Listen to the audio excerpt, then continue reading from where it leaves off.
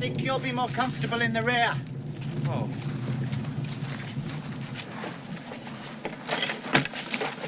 Oof! What was that?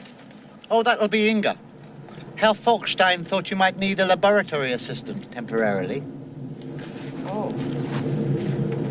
Oof! Hello. Would you like to have a roll in the hay? It's fun. Roll, roll, roll in the hay.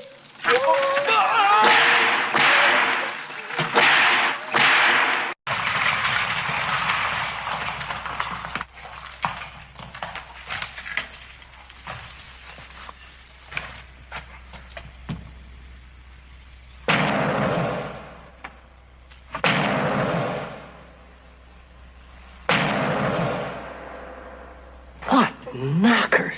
Oh, thank you, Doctor. Kipper? Thank you, Doctor.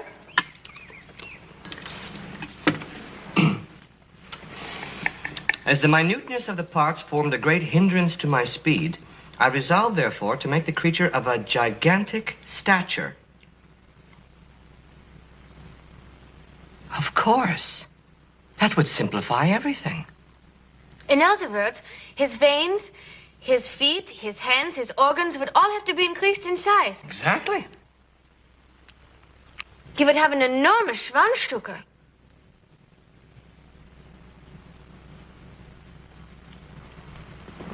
That goes without saying. Oof. He's going to be very popular.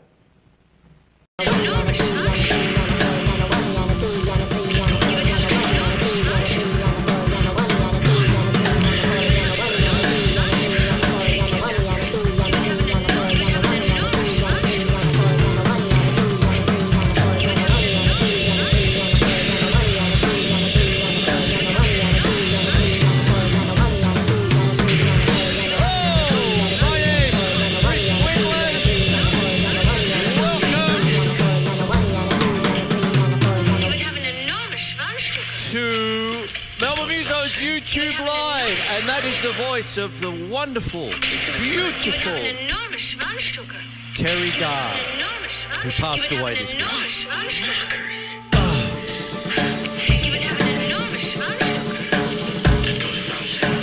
Goes without saying. Woof. Going to be very popular.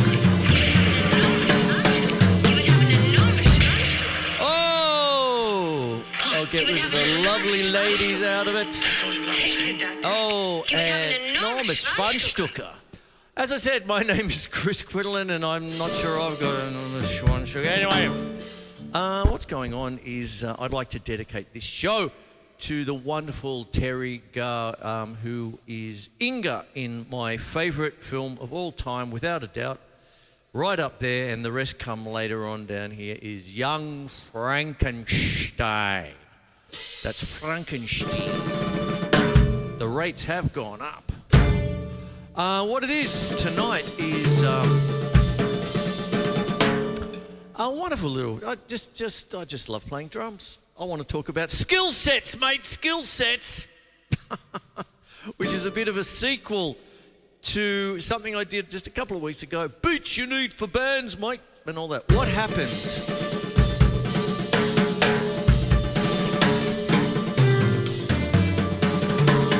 What happens if you get a gig and you need a new skill set, mate? You know, you might,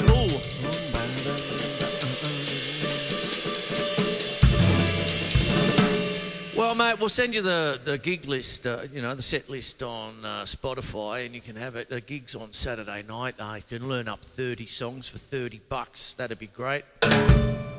And, no worries, mate. Sick. What happens is that suddenly you might pass the audition, and there's a bit of a learning curve. I certainly did that with one Frank Zappa back in the 90s when we started up a thing called the Band from Utopia. A full year before the Zappa alumni decided to call their band Band from Utopia. Gail Zappa cracked the shits with them, so they changed the name Band. They respelt it to B-A-N-N-E-D. Band from Utopia. But then, of course, the Zappa Instrumental, and we had to learn how to do the black page. We needed to learn how to do this. Oh, my Lord. What? And there you go. Skill sets, mate, skill sets. So, I'm going to talk about the skill sets for here. Okay. Basically, I had an idea for a cooking show, mate. Cooked for musicians when Channel 31 first started at the end of 94 into 95. And I had a fast learning curve, how to work cameras, how to do this, that kind of stuff. And I think all of us have kinds of skill sets where suddenly we're the mixer of the band. Oh, how do I work this? And read the instruction manual. You get an electronic drum kit. Read the instruction manual. But what happened is, as Doris here grew, different skill sets became. I got this idea to sort of, get a melodic kind of thing happening, a la going all the way back to people like Max Roach. We all know one Terry Bozier who the ginormous kit because he needs the notes. He treats it like a piano, that kind of thing. You might be in a band where instead of these 6 piccolo toms, you might have an octopad and a little popcorn snare on the left, that kind of stuff. Depends, then it could be Anzac Day and you just got one snare drum and you need to work your rolls up. We've got 11th of November coming up. Like Remembrance Day. My wrists used to fall off is what I always sort of say, because it's a much more somber day where there's lots of hymns and very slow playing involved.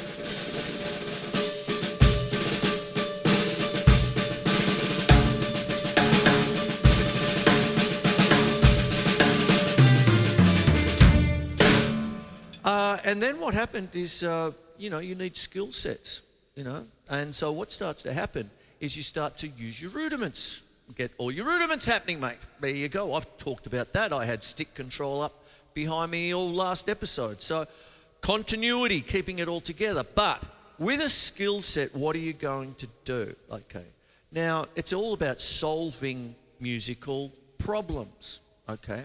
Now, one of the things I got into around about 16 years ago was triggers. Okay. So on it goes.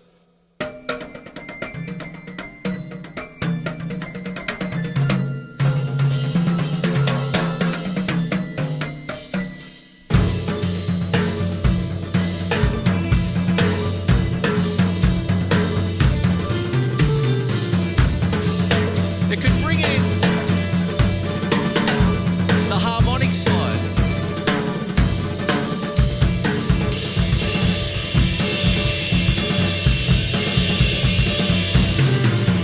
Oi! Dorian mode. D-Dorian, as a matter of fact. So if I go straight to the harmonic part of the evening, you have a first, the second, the flat third, the fourth, fifth, normal sixth, then a flat seven, then an octave there. For the Dorian mode, it's a bit of a light minor.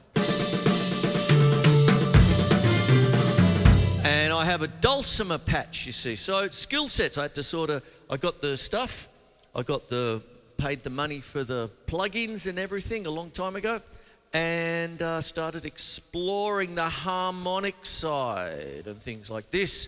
You see, so what starts to happen is that when, at least for me, I had to start working out what I was going to do with these fellas here. If I take the dulcimer patch out for a second and I just play them.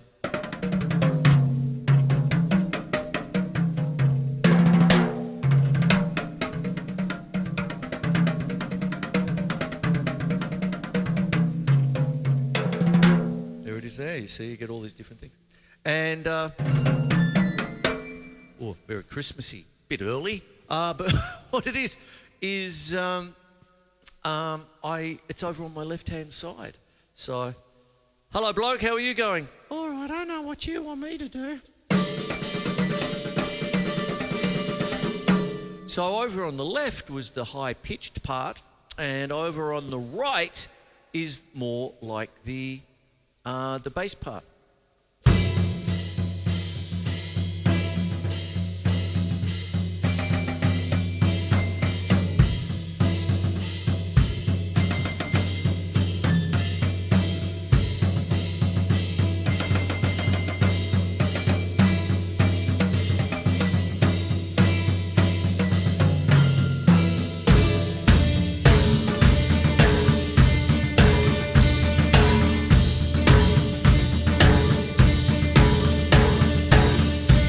Bit on the Celtic side there, especially when you got the dulcimer and you use the Dorian mode.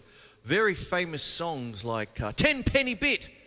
Oh, I love that tune. And all that, that's in A Dorian. It can be in any Dorian, depending on the key you want, but the one that I tend to go to all the time is in A Dorian. And it's just got that sound to it. You know, I've done shows with the Chieftains, you know, that kind of business. And Mixolydian and Dorian modes and stuff. And I thought, well, if I'm going to get down into that, I've got to do a couple of things with the rudiments, you see. So what starts to happen is something that I talked about, I talk about it quite often, but split rudiments. You might have, say, a flam tap.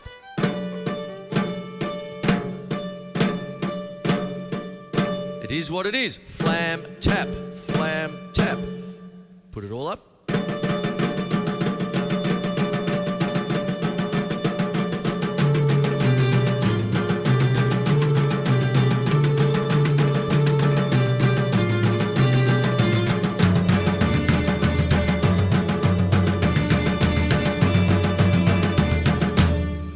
Now the melody there was with the right hand and the left hand stayed on the snare drum, you see. Now I could do opposites.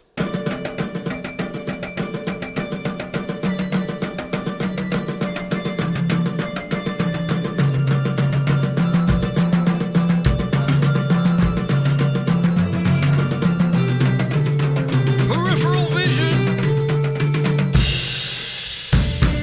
There it is. There it is. Now that's just with the flam tap. Now what starts to happen is that as you work that up, you start to get into... Oh, pardon me.